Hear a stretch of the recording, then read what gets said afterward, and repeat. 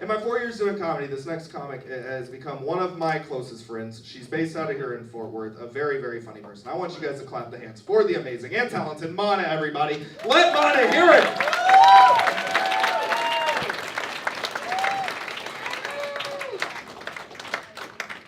Keep it going for Joey, you guys. I'm very excited. This weekend is my 3rd year anniversary of living in Texas. I'm super stoked. Thanks. No, not all of you. Some of you. That's a lie. It's hollow now. No, I moved from Fort Wayne, Indiana to Fort Worth, Texas about 3 years ago. That was very exciting for me. I live in a bad neighborhood. Thanks. But I found out I live in a bad neighborhood because I visited my friend who lives in a really nice neighborhood. As soon as I walked into his place, I was just like, oh my God, why are your blinds open? Aren't you afraid? And then his response to me was like, if he goes out of town for the weekend or whatever, he can just ask his neighbors to watch the house. So now I just have like this crazy fantasy about having neighbors I can ask to watch my house instead of neighbors that like I'm afraid are watching my house. Kind of where I'm at. One really cool thing about where I'm at, there's a gay bar around the corner from me that shares a building with a taxidermy clinic. So you can get your stuff stuffed while you're getting your stuff stuffed. That's handy.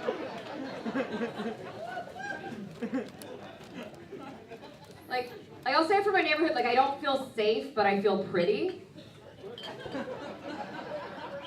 Get hit on at gas stations kind of a lot.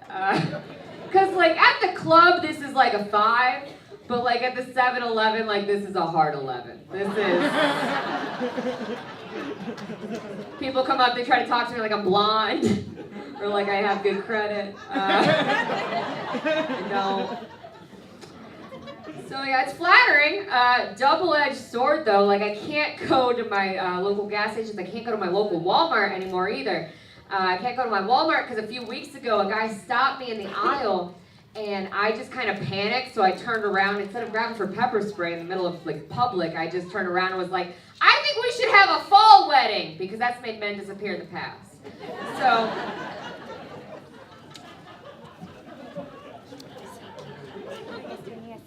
This guy goes, I'm sorry, I didn't mean to frighten you. I just want to let you know, I appreciate your creamy skin. Let's recap. He said, I don't mean to frighten you, and then said the most terrifying shit I've ever heard. So, can't go to that Walmart anymore. Off limits. So now I drive like 20 minutes out of my way to go to an entirely different Walmart, and I hate that one too. Because that one is filled with like over-enthusiastic moms, like hot off a spin class and looking for a friend. And I'm not the friend. Like, I tried to ignore this woman for a while. She started walking in step with me with our carts. And I tried to ignore her until she looked over to my cart and was like, aw, how many kids do you have? Bitch, 0. All these Lunchables are for me. And then I had to ask her to move because she was right in front of the Capri Suns. It's weird for me. A lot of people my age are having kids. Like I just turned 25. And it's weird because they're having kids, they're keeping them, they're raising them, they're feeding them. And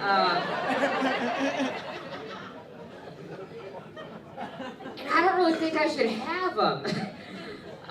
Like I threw up in the bathroom at work earlier this week. Thank you, like a lady. But my boss came up, she was like, hey, are you pregnant? I got offended, right? Because like I get sick in the morning a lot, but it's because I drink all the time. How else am I going to get rid of this baby?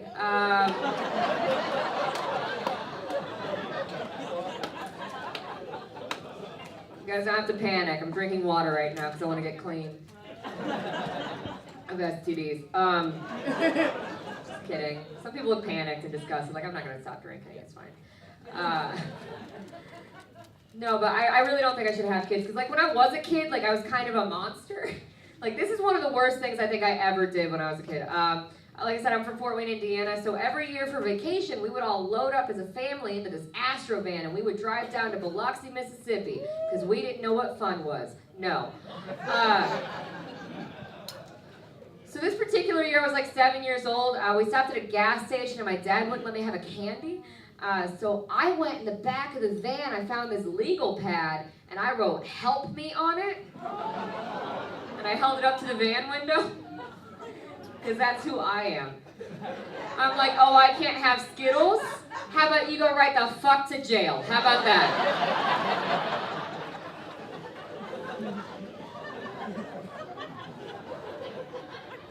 So, like, cars are just honking at us on the highway, which is not how you save a child. Like, in hindsight, that's kind of how you tell the kidnappers the duct tape came loose. But whatever, we pulled over eventually because my dad thought he had a flat tire, and then he realized he had like a shitty daughter. And I should say at this point, like, I was never hit as a kid, like I was never spanked as a child, I made up for it as an adult. But this is the closest I came to getting hit. Because we pulled over to the side of the road, and like I knew he wanted to hit me so bad, because he had this angry jazz hand. Wanted somewhere to put that shit. So, don't really think I should have them. The second worst thing I think I did as a kid was, because I didn't really grow out of that, like I kind of grew into that. I was in middle school, there was this girl, Liz, if you want to look her up, she tried to take my boyfriend from me in the 5th grade. And I didn't do anything about it for a few weeks, until one day she came up to me after basketball practice and she was like, hey Monna, have you started getting hair down here? So my mom's a nurse, I knew exactly what was going on with my body, so I looked her right in the eyes and I was like, no, you're broken. Yep, and then a couple people came up to me after that, a couple other girls who were like, hey, have you started getting hair down here? I was like, no, that's contagious. You got it from her. People would talk to her for a while, and that was really fun for me. So, yeah, I have a friend who's pregnant right now. She told me she wants to have her baby naturally. Has anybody done that? Anybody here done that? Strongest woman in the room. You're looking away ashamed, though. You're like, yeah, but whatever. How old were you when you had a kid? My first one? I have one. God, that's too many. Did you have them all naturally?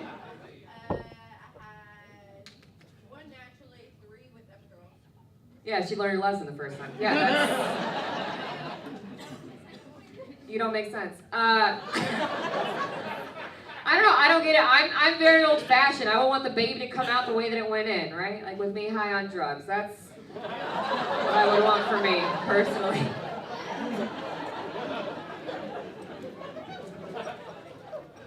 I don't know.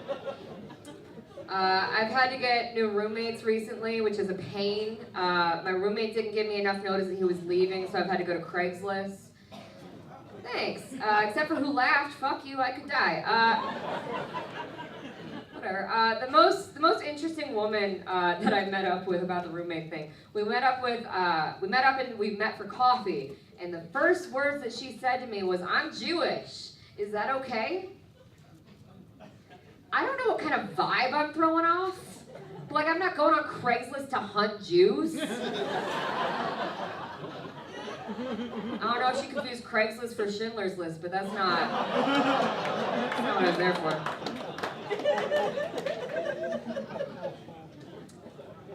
The weirdest thing, though, is that she kept casually saying that phrase in conversation. She kept saying, "I'm Jewish." Is that okay? So at one point, I have to describe the house to her. I'm like, we got a pretty big living room. We've got 3 bedrooms. She's like, "I'm Jewish." Is that okay? I'm like, we have an attic. If you would feel more comfortable.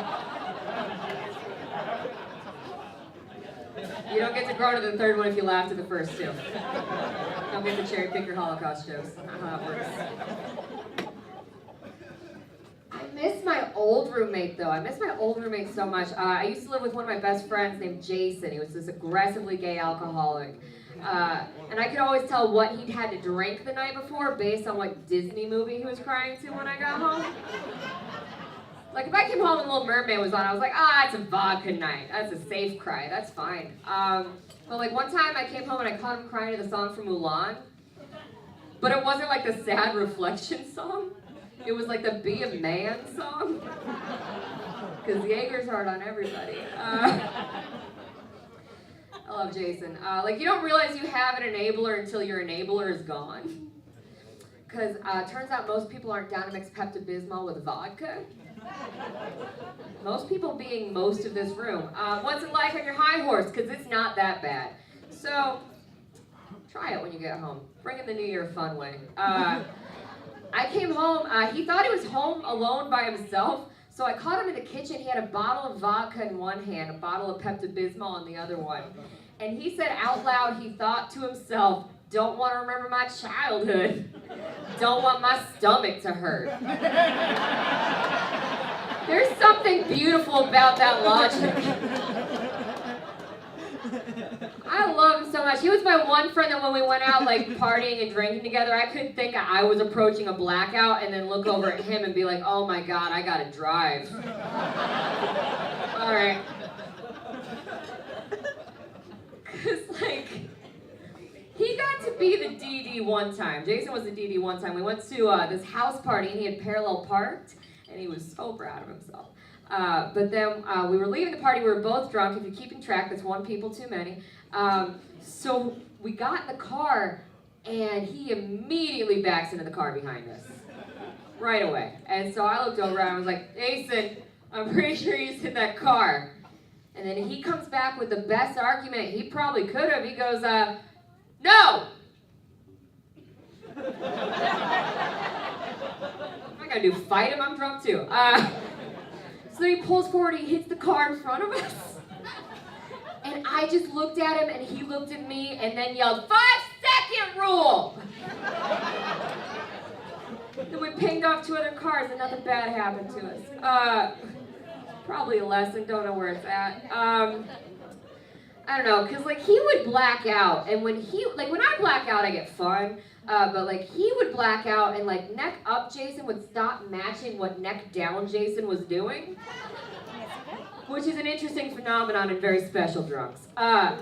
So for instance, we were very politely asked to leave a Mexican restaurant at 2 in the afternoon. Rightfully so, because we were like making forts out of the tables. It was a fun time is what it was. But we were asked to leave, and as soon as we were asked to leave, Jason immediately starts shoveling queso into his pockets. Neck down Jason, just hot liquid sticky cheese into his pockets. While neck up Jason is calmly demanding to speak to a manager. Wanna know what crazy looks like? It's that. That's what crazy looks like. So that's what he was like when he would black out. Like when I would black out, I would just get fun. Like I used to get blackout drunk and tweet at Gordon Ramsay kind of a lot. Like it was real cute stuff. It's like, at Gordon Ramsay, can't spell menu without me and you. Right? Because he's a chef. Or like, at Gordon Ramsay, you should name your penis the egg beater. Real cute stuff. There's always kind of a weird pullback on that joke though. Like I feel like I should make it clear, like I don't want to actually be with Gordon Ramsay. Because he's always so critical when he eats out. I don't think anyone needs that kind of negativity in their life.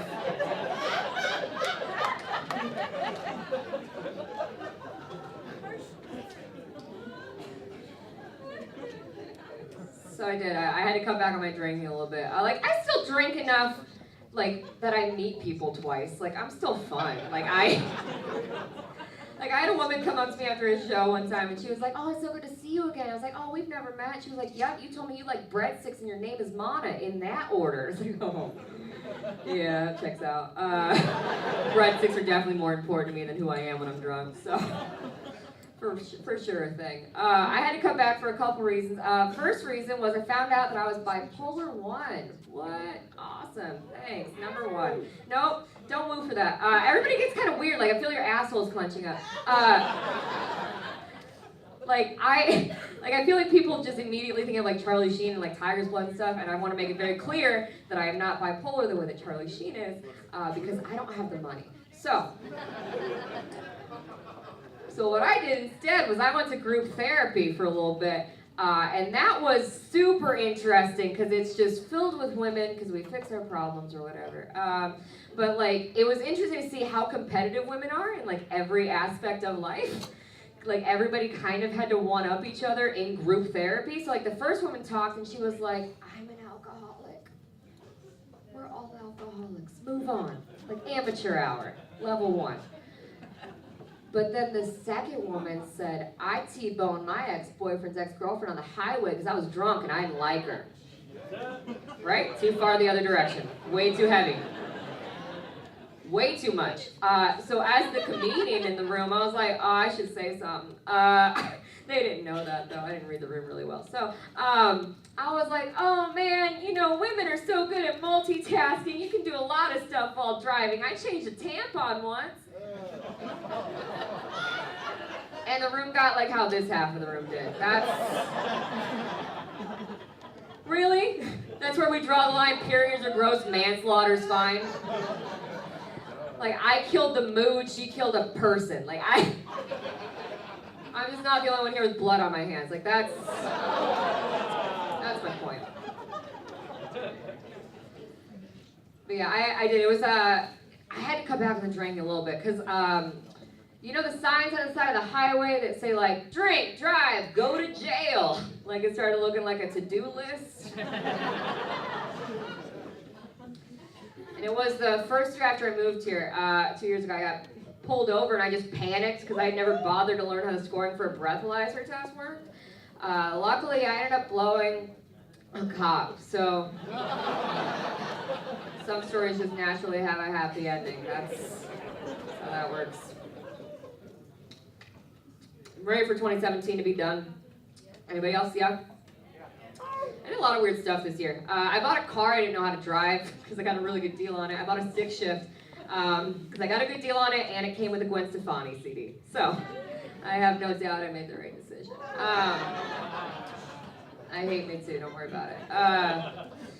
Yeah, it was weird though because like as soon as I got this car, a guy came up to me and he was like, hey, you know, guys see it as like a sexual thing if a woman can drive a stick shift. I was like, yeah, just wait till I stall it in the middle of the night and call my best friend crying because it's gonna be just like sex. Gwen Stefani softly playing in the background. Don't speak. So it's an older car. It's an older car. Joe mentioned this isn't super lucrative. It's an older car. So I had to get some stuff fixed on it. The ass is smashed in on it. His name is Elton John, because his ass saw better days in the early 2000s. So, my contribution to that car. But I had to call my mom and ask her to help me get something fixed on it. And my mom is really difficult to talk to. Just for example, like I had gallbladder surgery a month ago, and she called me during my recovery period, and she was like, Monna, I had a dream that you died. And I was like, oh, you mean like a nightmare? And she goes, no. So we're super tight. She's actually a nurse, so that's where all that compassion you just heard comes from. Which it kind of works out a little bit, because like I'm 25, I'm falling apart, I get sick all the time. And my mom's a nurse, so like it feels a little bit weird that at 25, I have sent no nude pictures to a dude, but I've sent like a lot of nude pictures to my mom. You know what I mean? Like instead of me sending out like a sexy picture, like, hey, do you like that? It's just me sending a picture to my mom, like, hey, should this look like that? Like, is that right? So she's hard to talk to. Like for example, to put it in perspective, like how she affected the world, she voted for Donald Trump. I'm not the person. Nope, don't woo for that. I've got a vagina. That doesn't make sense for me to be happy for that. But she voted for him for no other reason other than she likes the way he talks. And I was like, well, you know, Mom, like based on that and like that alone, I kind of feel like you might have maybe voted for Hitler. And she said, now that was an excellent public speaker. So, yeah, so some stuff from my childhood kind of started falling in line. Makes more sense. Like, growing up, we only had white cats with blue eyes. Like, we had a white kitten when it was born. It had blue eyes. Grew up, had green eyes. Became an outside cat so fast. So that's how she affected the world. How she affected me? She threw a party for herself on my 14th birthday. Thanks. It was. She got her master's degree, which is great. That's good for her. Yeah, but I asked her if there was any other day she might want to have that party, and she was like, no. And I was like, but like, do you know like what day it is though? And she goes, yeah, it's your birthday. I was there. You didn't do much. So she throws a murder mystery themed dinner party for herself on my birthday and gets margarita drunk, comes into my room and is like, Monna, come out here. I want you to be the victim. And I'm like, I am. I am the victim. So from a car, she recommended to me that I just Uber back and forth to work for a while. And I tried to tell her, I was like, oh, it would be more fiscally responsible for me to just be a stripper. Like, just quit everything and be a stripper. And she said, now, Monna, you might not be good at that. So that's one way to keep your daughter off the pole, is just tell her she wouldn't be any good. I only bring that up because I was super mad because, like, my stripper name had come to me recently. It's Debris. You know, just what's left over after the storm has rolled through. That's me, Debris. I reached an intimate point in my relationship with my boyfriend recently. We share a Netflix account. Yep. It feels a little bit weird because like that's how he found out I was watching way too much Law & Order SVU at one time. And then that's how I found out that that's his favorite show. And I was really excited. I was like, we've been together for like 2 years. Why wouldn't you just tell me? But then I realized it's because we met online. And like you can't really bring that up until it's brought up.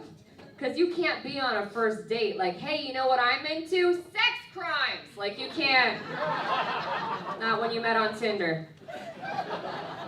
We did, we met on Tinder. His profile said you only YOLO once.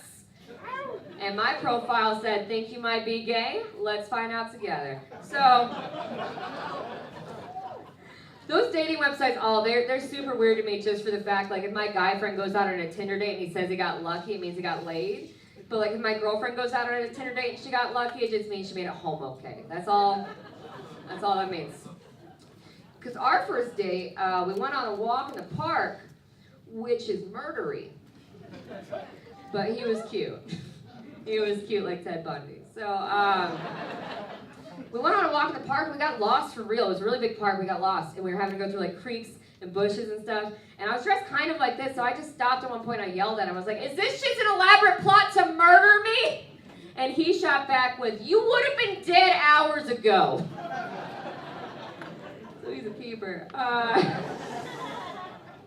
He works with video games. He designed a video game character based on me, which is not flattering. It's nerve-wracking because plot twist, you don't look like how you think you look like. So that's a really quick way to find out how someone perceives you. So for this, you need to know I have 2 tattoos. I've got one here and I've got one here. And the video game character he showed me only had this one. And when I asked him why I didn't have the other tattoo, he said because you don't have another tattoo. Because he forgot. Because this is the one that he sees the most. It's a fuck joke. I started panicking. I was like, if I go missing today, how many people will only recognize me from the back? Like my milk carton pictures is me bent over pretending that I like it.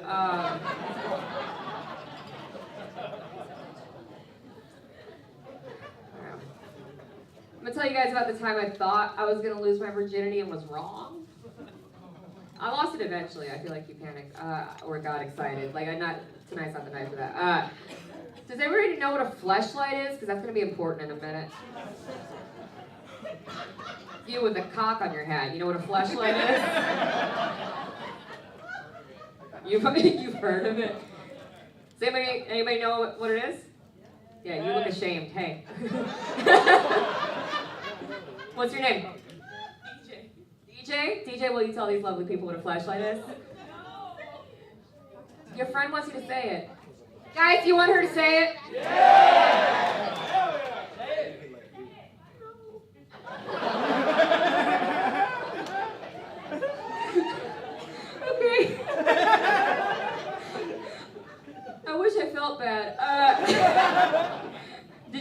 her hand? All right. No one's raised their hand like that excited and calm before. It's an anatomical version of a butthole or a vagina that people use to pleasure themselves. I feel like you voiced PowerPoint about fleshlights. That was fantastic. What's your name, man? Angel. Andrew. Give it up for Andrew, you guys. Yeah.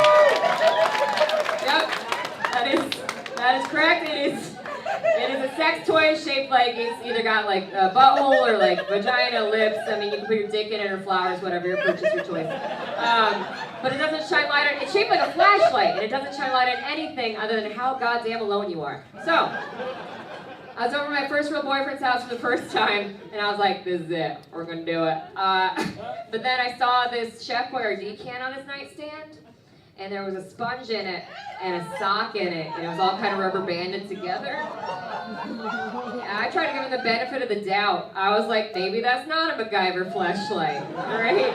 Like maybe I'm just dating a guy with the same kind of mentality as a 40-year-old woman that's super into Pinterest. Like, hey, don't throw out that wine bottle. We're gonna do something with it.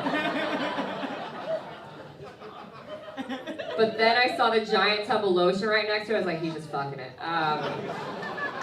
That's his fuck can. And then I started freaking out because I was like, am I going to be his new fuck can? I don't want to be a fuck can. No one should be a fuck can. Take that away tonight. None of you should be a fuck can. I know it was a can of Chef Boyardee because, like, some of you guys might have been picturing a tube sock. Wrong, ankle sock. You can still see the label with Chef Boyardee doing this.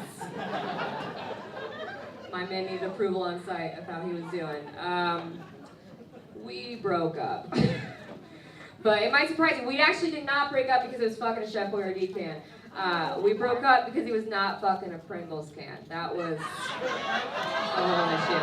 Guys, my name is Monna. Let's get your wonderful host, Joey Johnson, back up here. Thank you so much. Happy New Year.